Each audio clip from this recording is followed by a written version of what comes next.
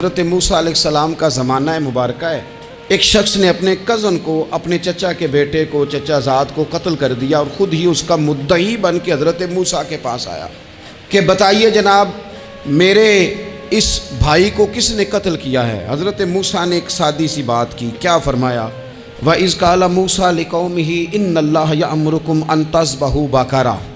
حضرت موسیٰ علیہ السلام نے اپنی قوم سے کہا کہ اللہ تمہیں حکم دیتا ہے کہ ایک گائے ذبح کرو، گائے کا کچھ حصہ مقتول کو مارو، وہ خود اٹھ کے بتا دے گا مجھے کس نے قتل کیا ہے۔ یہ پہلا سپارہ ہے قرآن مجید کا، آپ اس کو دیکھ لیں، یہ آیت نمبر 67 سے شروع ہو رہا ہے۔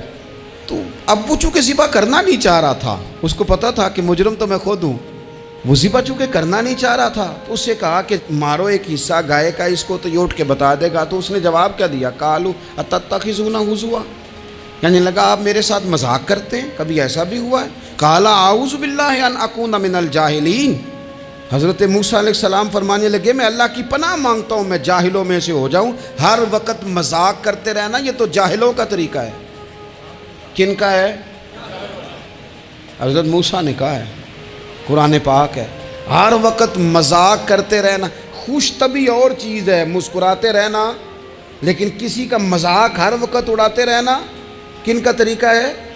جاہلوں کا۔ جب کہا نہیں ذبح کرنی ہے تو اب ذرا دیکھیے کرنا نہیں نہ چاہ رہے، قالوا ادع لنا ربک یبین لنا ما ہی، کہنے لگے اے موسیٰ پھر آپ نہ رب سے دعا کریں کہ وہ ذرا کھول کے بتائے وہ گائیں کس طرح کی ہو، ارادہ نہیں نہ ذبح کرنے کا، آپ دعا کریں۔ قال انہ یقول انہا بقرۃ لا فارض ولا بکر، فرمایا کہ رب کہتا ہے وہ گائے نہ بوڑھی ہو نہ زیادہ بچیا ہو، عوان بین ذالک، ان کے درمیان ہو، یعنی جوان گائے ہو۔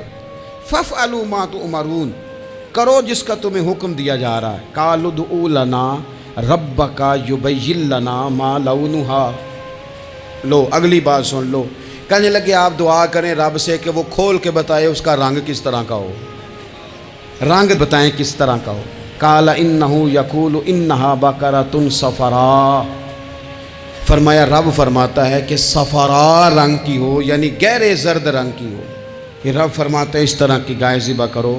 فاقع لونھا تسر الناظرین، اور جب کوئی اسے دیکھے تو اسے اچھا بھی لگے، آنکھوں کو اچھی لگے وہ گائے، اس طرح کی گائیں ذبح کرو۔ لو اتنی باتیں بتا دی۔ قالوا ادع لنا ربک یبین لنا ما ہی، کہنے لگے نہیں آپ پھر دعا کریں اللہ ذرا کھول کے بتائے گائیں کس طرح کی ہو۔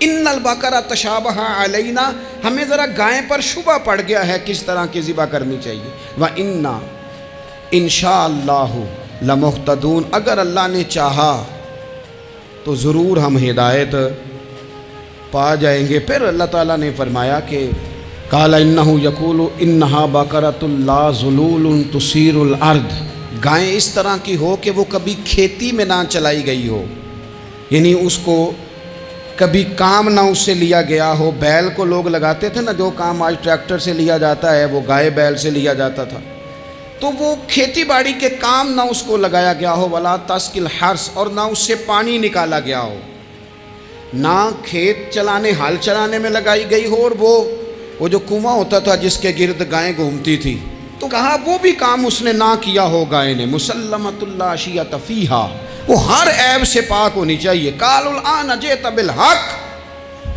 اب کہنے لگے اب آپ صحیح بات لے کے آئے، اب سوال ختم ہو گئے نا، کہنے لگے اب آپ بات فذبحوہا، انہوں نے ذبح کر دی۔ وما کادوا یفعلون، پر ایسا کرتے نظر آتے، لگتا نہیں تھا کریں گے ذبح پر ذبح۔ اچھا یہ گائیں پھر ملی کیسے؟ امام خازن کہتے ہیں کہ ایک نیک آدمی تھا، تو اس کا آخری وقت آ گیا تو اس کے پاس جو کل جمع پونجی تھی وہ ایک بچیا تھی، گائیں کی بچی، بچیا ویڑی، اس کے پاس وہ ایک بچیا تھی صرف۔ تو اس نے اس طرح کیا کہ اس کی گردن پر ایک مہر لگائی، اللہ کے نام پر بطور امانت اس نے اس کو جنگل میں چھوڑا، کہا یا اللہ میرا بیٹا ایک ہی ہے وہ بھی چھوٹا ہے، اس کی حفاظت کرنا اور میرے بیٹے کو پہنچا دینا۔ بچہ بالغ ہو گیا، اس کی ماں نے کہا بیٹا جو امانتیں رب کے پاس رکھوائی جائیں نا ان میں خیانتیں نہیں ہوا کرتی، جا کے جنگل میں آواز دے تیری گائے واپس آ جائے گی۔ اس نے جا کے جنگل میں آواز دی کہ وہ جو میرے باپ نے امانت رکھوائی تھی وہ کدھر ہے؟ وہ نشان لگی ہوئی گائیں دوڑتی ہوئی اس کے پاس آئی۔ واللہ خیر الرازقین، جب رب بندوبست کرے، جب اللہ بندوبست کرے تو پھر معاملہ اور ہوتا ہے۔ وہ گائے آ گئی۔ اب اس نے کیا کیا اس نوجوان نے کہ وہ گائے گھر لایا، ماں سے آ کے کہا کہ اماں یہ تو اللہ نے فضل کر دیا۔ ماں کہنے لگی پتر حالات ہمارے خراب ہیں، منڈی میں لے جا اسے بیچ دے، لیکن سودا میری مرضی کے بغیر طے نہ کرنا۔ کس کی مرضی کے بغیر؟ کس کی؟ اماں کی مرضی۔ اور سنو یار، تھے کچھ لوگ جن کو لوگوں نے تانے بھی دیے کہ تم ماں کے پیچھے لگ گیا ہے، لوگوں نے بڑا کچھ کہا، پر جو ماں کی مرضی پہ لگیں ناکام نہیں ہوتے زندگی میں۔ یہ دیکھو ماں کی مرضی پہ لگا۔ اس کی قیمت کتنی تھی گائے کی؟ بڑی مہنگی تھی، پر 3 دینار کی تھی۔ منڈی میں لے گیا، 3 دینار اس کی قیمت لگ گئی۔ تو ماں نے کہا تھا میری مرضی کے بغیر سودا نہ کرنا۔ اب بچے تو نہیں نہ مانتے، اماں کو کیا پتا باہر بزنس کیا ہے، لین دین کیا ہے، پر ماں نے کہا تھا میری مرضی۔ بندہ دے رہا ہے اسے 3 دینار، اس نے کہا جی میں نے طے تب کرنا ہے، ڈن تب کرنا ہے، پہلے اماں سے پوچھنا ہے۔ گھر جا کے اماں سے پوچھا، اماں کہنے لگی دے دے۔ واپس آیا تو اس نے کہا کہ میں 6 دینار دیتا ہوں پر میری شرط ہے، ماں سے نہیں پوچھنا۔ اس نے کہا تو 12 بھی دے، ڈن تب بھی ہونا ہے جب اماں نے کہنا ہے۔ وہ جب اس طرح کی اس نے گفتگو کی، واپس اپنی والدہ کے پاس گئے، کہنے لگے اماں سمجھ نہیں آتی، 3 دینار کی گائیں بندہ 12 میں خریدنے کو تیار ہے، شرط لگاتا ہے کہ اماں سے نہیں پوچھنا۔ تو والدہ کہنے لگی پتر پہلے اس سے جا کے پوچھ کیا وہ ہے کون؟ یہ کوئی روحانی معاملہ ہے، کوئی غیبی مدد ہے، پوچھ۔ اس سے جا کے پوچھا تو وہ کہنے لگا میں تو فرشتہ ہوں اللہ کا، تو نے گائیں بیچنی نہیں، اس لیے کہ تیرا باپ بھی نیک ہے، تیری ماں بھی نیک ہے، رب تیرے رزق میں برکت پیدا فرمانا چاہتا ہے۔ ماں باپ نیک ہونا رزق میں برکت ہو جاتی ہے۔ ماں باپ نیک ہوں، ان کی صالحیت کا اثر پہنچتا ہے بچوں تک۔ رزق حلال کما کے لانے والے ہوں تو گھر میں برکت ہوتی ہے۔ جا کے کہا کہ تیرے ماں باپ نیک تھے، اسے نہ بیچنا گائے کو، تو کیا کریں؟ کہنے لگے بنی اسرائیل والے سوال کر کر کے خود مشکل میں آ گئے۔ اب وہ ایسی گائے جو جوان بھی ہو، یہاں تو ہر غریب آدمی اپنی گائیں یہاں لگا دیتا ہے، کھیتی باڑی میں یہاں لگا دیتا ہے، کنویں میں پانی نکالنے میں، تو یہاں تو ہر ایک کی گائیں، تو ایسی گائیں جس کا رنگ بھی اتنا پیارا ہو، زیادہ بوڑھی زیادہ بچی بھی نہ ہو، اور ابھی تک کھیت میں بھی نہ لگی ہو، وہ سوائے تیرے کہیں نہیں ہے۔ اس نے کہا چل پھر مہربانی کر بتا میں کتنے کو دوں گائیں، اگر وہ آ جائیں تو کتنے کو بیچنی ہے؟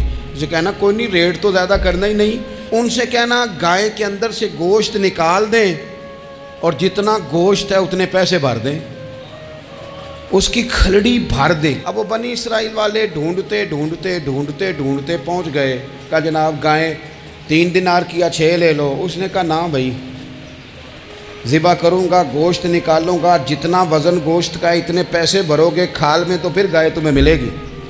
اب مجبور تھے، کیا کرتے؟ ابن کثیر حدیث لائے ہیں، امام سیوطی نے در منصور میں بھی لکھی ہے، نبی پاک صلی اللہ علیہ وسلم نے فرمایا سنو جوانوں، اور اسے دل کی تختی پہ لکھو، نبی پاک علیہ السلام نے فرمایا اگر بنی اسرائیل والے زیادہ سوال نہ کرتے تو اتنی مشکل کا شکار نہ ہوتے۔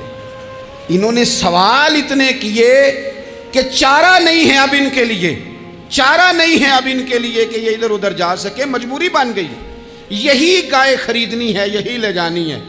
اب اتنا سارا مال جمع کر کے وہ گائے خریدی، ذبح کی، تو مقتول کو جب اس کا ایک حصہ مارا تو اس نے اٹھ کے کہہ دیا یہ جو مدعی بنا ہوا ہے نا، یہی تو میرا قاتل ہے، یہی تو میرا قاتل ہے، یہی تو ہے، اس نے یہ سارا کام کیا۔